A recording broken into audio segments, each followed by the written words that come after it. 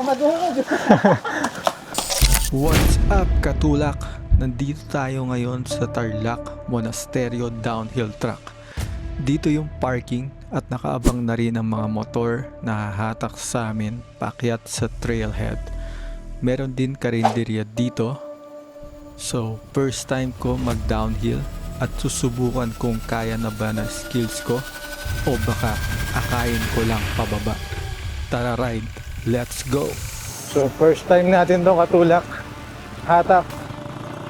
Lagi lang ano, diretso yung tali.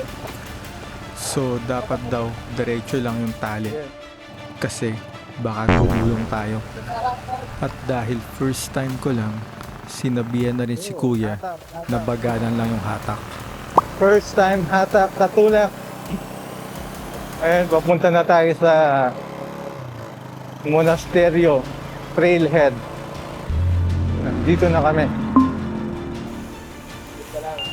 Ganyan ko lang muna siya, baba mo yan. Tapos pag nasa trail ka, ang gearing dito, nasa ano ko lagi, tatlo. Third gear, fourth gear. Huwag ka mag-gear So, sa magaan. Dito sa Kasi mabigat. pag tumulin yan, wala laman ang padjak mo. Tapos, sige, sakay ka sa bike. Sige. Pag pa-downhill ka na, ayusin mo yung pwesto ng paa mo. Sige. Yung baba. Then, ang tumingin mo lagi, nakaganon ka, ano mo ka dito, ano mo. Yan. Ganyan. Dapat para kang alam mo yung makaganyan ka pa sa Yan, ganyan yan. Tapos ang tingin mo, na malayo lagi. Ganyan ka, huwag kang pupunta sa... Dapat ang center of gravity nasa gitna ng bike. Huwag kang pupunta sa unahan, huwag kang pupunta sa sobrang likod. Halimbawa, pag pabulusok, nasa gitna ka lang, relax ka lang. Huwag mo ilalagay lahat ng weight mo dito. Kasi pag lahat ng weight andito, lahat ng weight dito sa ito, mangangawit ka. Kailangan ng weight. Kaya ka magbabalat. Ayan. Sa una lang yan, hindi mo makuha. Pero bandang huli, mansalik. Yan ang proper position. Diba? Ganyan ang proper na position mo. Tapos ang tingin mo malayo. Sige. Okay, baba. Tapos ang braking, bago ka dumating sa steep, braking point, mag-brake ka na. Huwag yung malapit ka na doon ka pala mag-brake. Dito, di ba, pati mo nilambutan ko yung gulong mo para umakapit. Kasi pag matigas dito, matilas. Huwag kang nakayuko lagi dito. Ang tingin mo lagi doon sa malayo. Okay. Tapos, ito, ganyan ang posisyon niya. Ayuko ang ganyan. Pag mga ganyan, tapos posisyon ka ganyan. Masaya to dito. Well, ganyan. There. Don't listen to him. Tapos, pag sa mga corner din, bago ka naman sa corner, take break ka muna. Kunin mo muna yung speed na kaya. Dahan-dahan lang. Sige, tira. Dahan lang. Sige.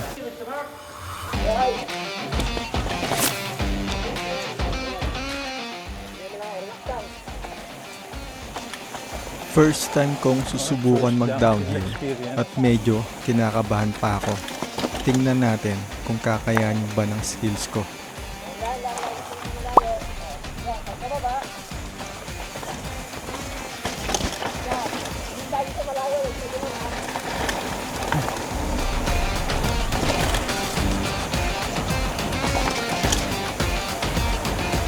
Track ride lang tayo.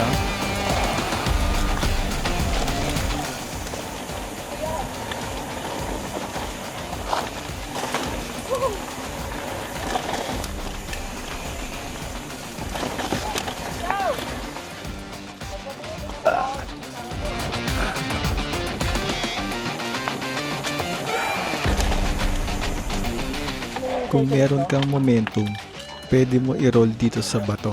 At syempre, kung kaya na ng skills mo.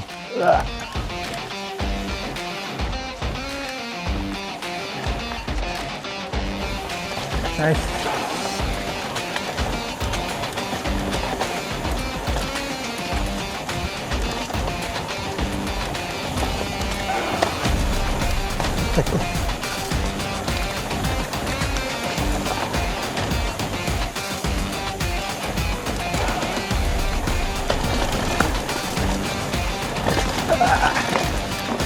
Section.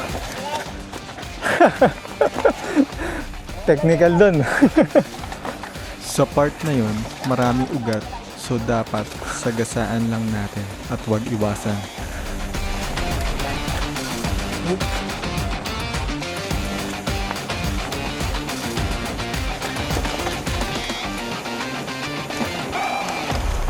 Monasteryo.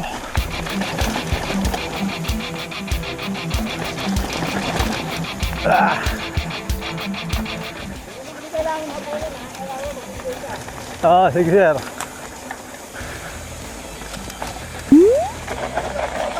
Dahil newbie pa tayo, dito lang tayo sa option at hindi ko na sinubukan na talunin yan. At baka kung ano pa mangyari, siguro try ko na lang after 10 years.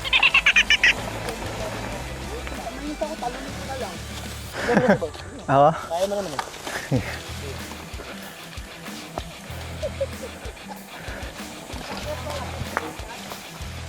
Bakit pala?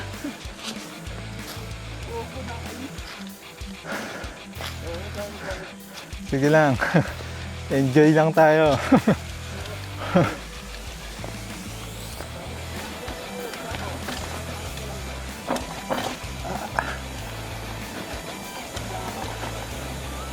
Top position.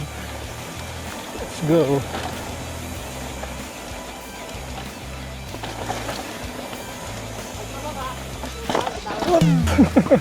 Muntikan pa akong dumulas doon. Dulas.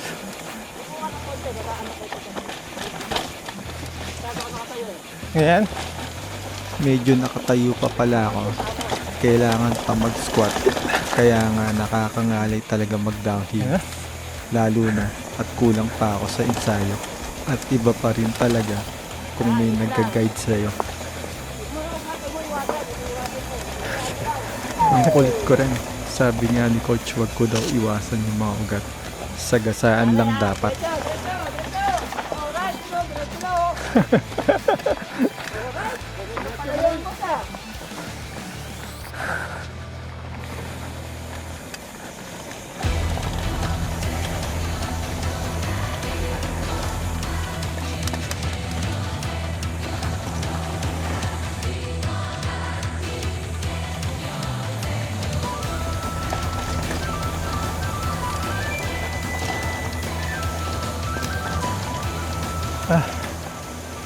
Alay. Nangangalay na ako. Ang haba din ng linya na to. Kulang talaga sa workout. Props sa... Hoop.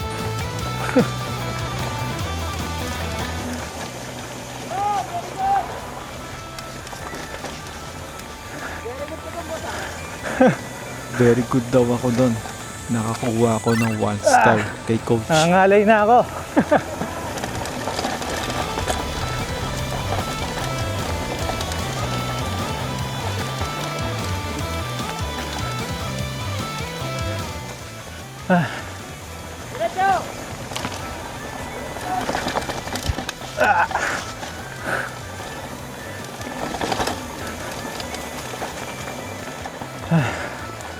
Nangalay.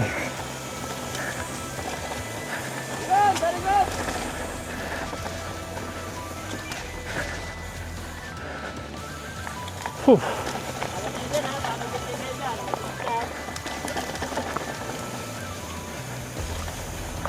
Nangalay na ako. Ngalay na talaga ako. Mas mahaba kasi ang lusong dito Oop. compared sa Timberland. Kulang pa talaga sa workout. Kailangan pa mag-training.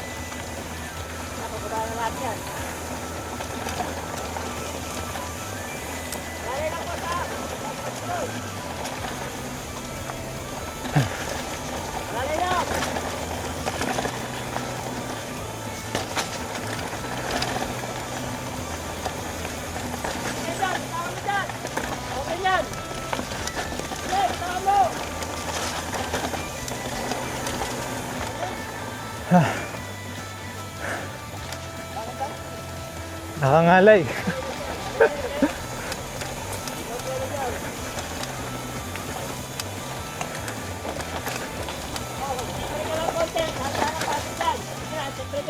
Dito sa Rapsa, ito yung pinaka-challenging Sige, sir. kasi steep and loose ground.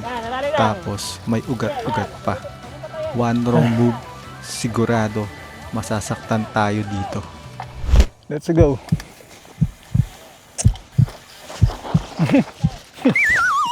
Madulas. Lakad tayo, lakad. So ayun, dumulas agad ako. Hindi pa kinaya. Hindi kinaya. Kaya akay muna tayo. Sa pangalawang ikot namin, sinubukan ko ulit kung kakayanin ko na ba.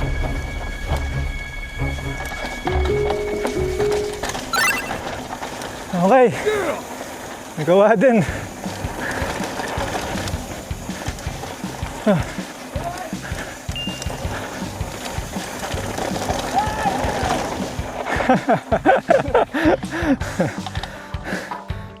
Yakap, di ba? Pagod ako. Thank you, thank you. Nice.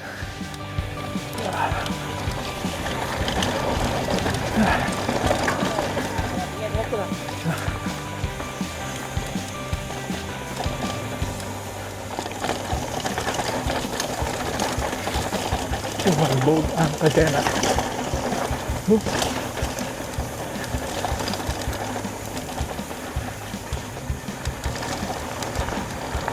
Nice.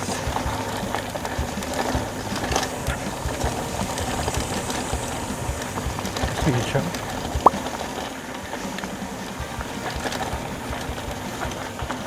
Doon yung ano.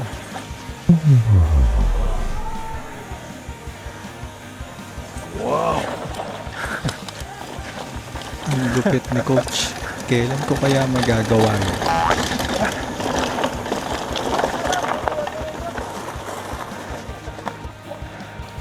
Dito na kami.